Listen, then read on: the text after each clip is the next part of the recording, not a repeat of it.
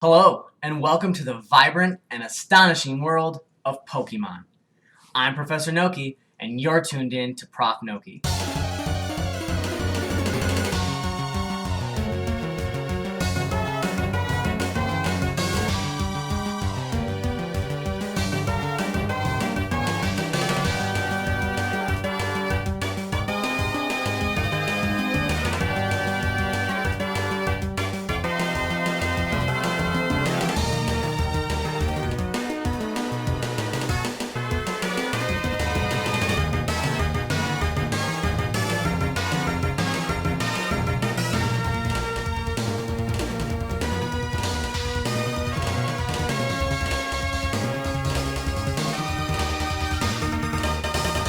Today, we will be discussing the real-life history of Pokemon.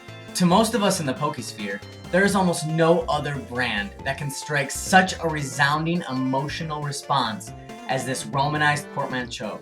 Romanized referring to the substitution of Japanese letters for Roman ones, and portmanteau,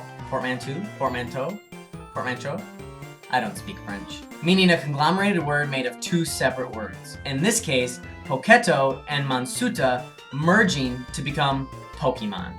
Maybe like myself, you've always wondered where it all began. Whose idea was it to catch these creatures in balls and then battle them against each other? How did Nintendo come up with the exclusive rights to put this game on only its consoles? And even more so, how did Pokemon, which started as such a simple idea, grow to be in competition with the likes of games like Mario and Sonic for being the top grossing franchises in the world?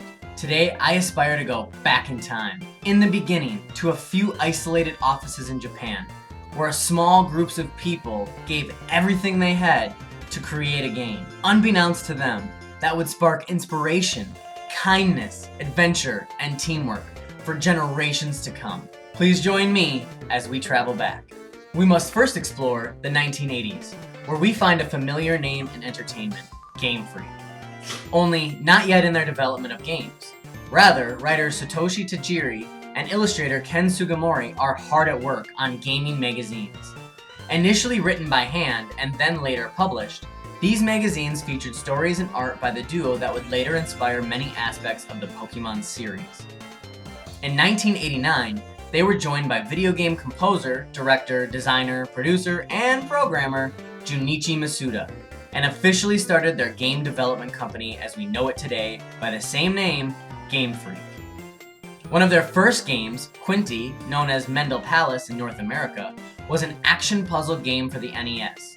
In their early years from 1989 to 1994, they developed many games for Nintendo such as Yoshi, Mario, and Wario, and even a couple of titles for Sega, being Magical Turoturo, Kun, and Pulseman. Throughout the early 1990s, Satoshi Tajiri began development on what he initially called Capsule Monsters, an idea he had been working on for quite some time.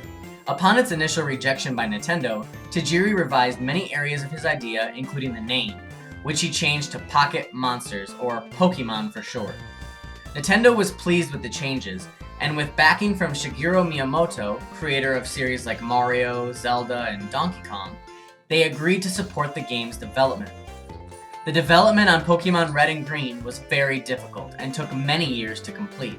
With a low budget and a strenuous workload, many of the staff members quit Game Freak for other employment opportunities, leaving Tajiri to do much of the work himself and for little to no compensation.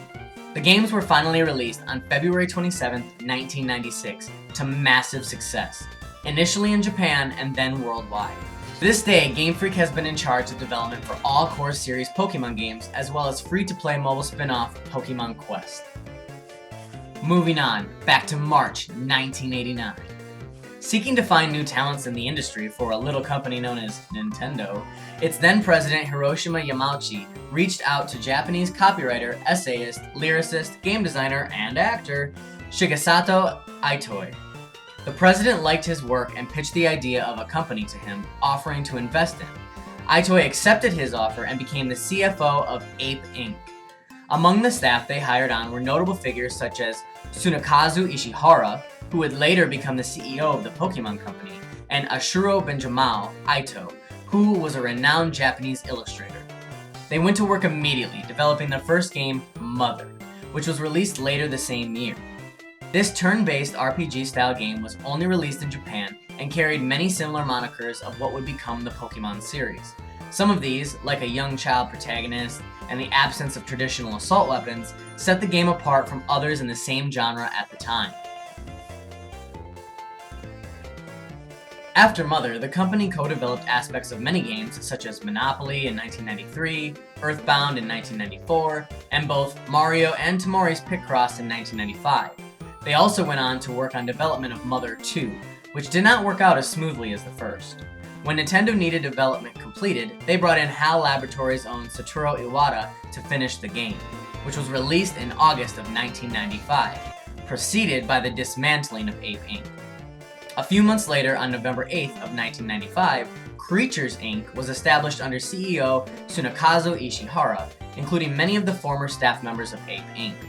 As Creatures Inc., they have been the ones responsible for the development of games such as Chi-Chi Alien, Pokemon Ranger Shadows of Almia, Pokepark Wii, Pikachu's Adventure, Pokemon Ranger Guardian Signs, and Detective Pikachu, while also designing the 3D modeling for characters, stages, and scenes in games such as Pokemon Stadium 1 and 2, Super Smash Bros. And Smash Melee, Pokemon Coliseum and XD Gale of Darkness, Pokemon Battle Revolution, Pokemon XY, Omega Ruby, Alpha Sapphire, Sun, Moon, Ultra Sun, Ultra Moon, and Pokken Tournament. We end our glimpse into the past with the establishment of the Pokemon Company in 1998. Initially called the Pokemon Center Company, it was formed through a joint investment by Nintendo, Game Freak, and Creatures Inc. to manage merchandise sales and publications in Japan. With Pokemon's explosion in popularity after Gold and Silver, Tsunekazu Ishihara from Creatures, who was tasked with handling the product license approval, found himself quickly overwhelmed with the influx of products. And in October of 2000, the Pokemon Company was formed to better reorganize and expand the franchise with long-term goals such as the anime series, releasing a movie every year, the trading card game, and tons of merchandise. The company has continued to grow and develop with the ongoing success of their brand. Separate divisions were required to handle the international sales and marketing, leading to the establishment of the Pokemon International Company in 2009, when Pokemon USA and UK merged, and Pokemon Korea and Pokemon Asia.